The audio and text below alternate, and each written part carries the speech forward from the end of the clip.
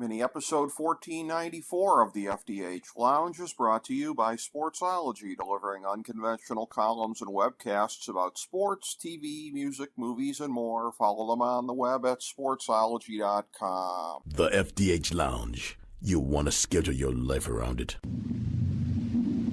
A long time ago, on a gloomy, wet Cleveland spring night, two men stand alone amidst the late-night drizzle.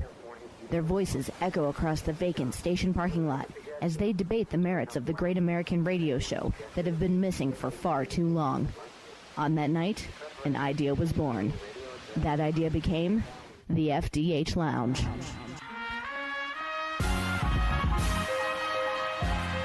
Welcome to the FDH Lounge. Hello and welcome to FDH Lounge Mini episode 1494, our Better Call Saul episode 6.9 preview.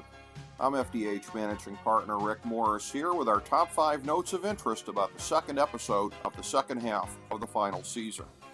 Number 5, Howard's indignities aren't finished even in death. Mike made it clear to Saul and Kim that the character assassination of having the blow planted in his car and the alleged suicide at the beach were just an extension of how those two were already framing Howard. His legacy as a drug addict who disgraced his law firm is now sealed, and the fate of the law firm itself may be sealed in his now permanent absence. And of course, Howard gets to be forever entombed under the super lab with the thug who murdered him.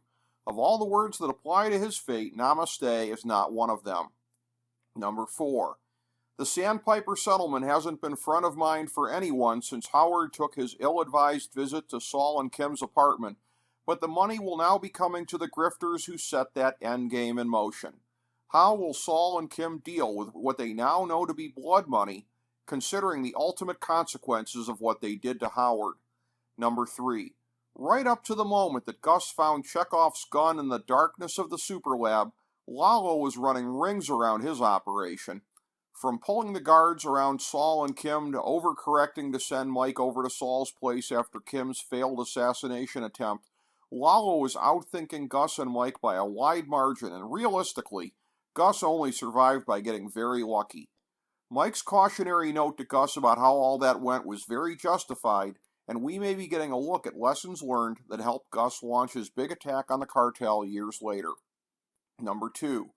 Saul and Kim proved themselves willing to go to extremes for each other. When their lives were threatened by a madman, albeit a charismatic, fun-loving madman, each proved willing to make a huge sacrifice to save the other's life. Saul sent Kim to do the shooting in his place, which could have read as cowardice on his part, but was probably seen by Kim as the sacrifice that it was, being unwilling to leave her with a gun-wielding Lalo.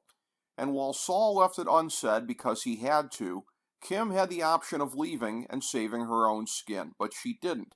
Mike foiled her attempt to fulfill the mission, but she tried her best, as terrified as she was.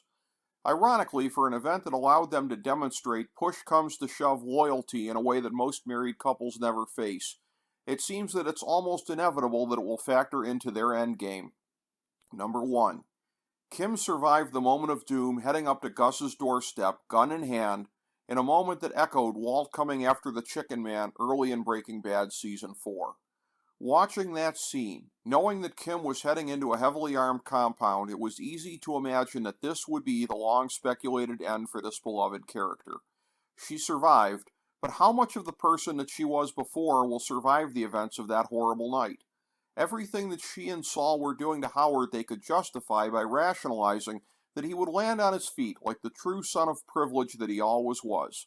But then his luck ran out, thanks to Lalo, who, by the way, Kim never told Saul was still alive. That's going to come out at some point, and when it does, this weird new dynamic with the shell-shocked marrieds is going to get even weirder. With only 5 episodes left, sadly, we can probably already see the final unraveling of Mr. and Mrs. Goodman. Thank you for joining us for this mini episode of the FDH Lounge.